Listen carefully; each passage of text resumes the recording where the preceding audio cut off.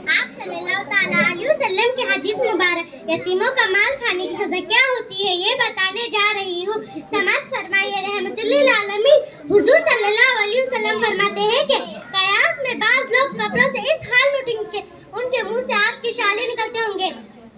صحابہ نے عرض کیا یا رسول اللہ وہ کون لوگ ہوں گے؟ تم کو معلوم نہیں کہ اللہ تعالیٰ نے قرآن مجید میں فرمایا جو لوگ یتیموں کا مال ناحق کھاتے ہیں وہ اپنے پیٹوں میں انگارے بھر رہے ہیں اور وہ بہت جلدی دوزخ کی آگ میں داخل ہوں گے. ناحق کا مطلب یہ نہیں کہ جو لوگ یتیموں کا ناحق کا مطلب یہ نہیں کہ بعض مرد اور عورتیں ایسے ہوتے ہیں کہ جب کوئی مر جاتا ہے اور اولاد چھوڑتا ہے اس کی چھوڑی ہوئی چیزوں پر قبضہ کر لیتے ہیں. اسی میں مہمانوں کو خرچ مسجدوں کا تیل مسکینوں کا کھانا وغیرہ سب کچھ کر لیتے ہیں.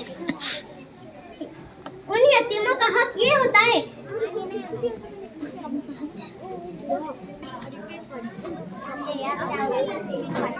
اللہ و رسول کا حکم یہ ہے یتیموں کا حصہ الگ کر دو اور ان کے حصے کی چیزوں کو انہی کے خرچ میں لاؤ.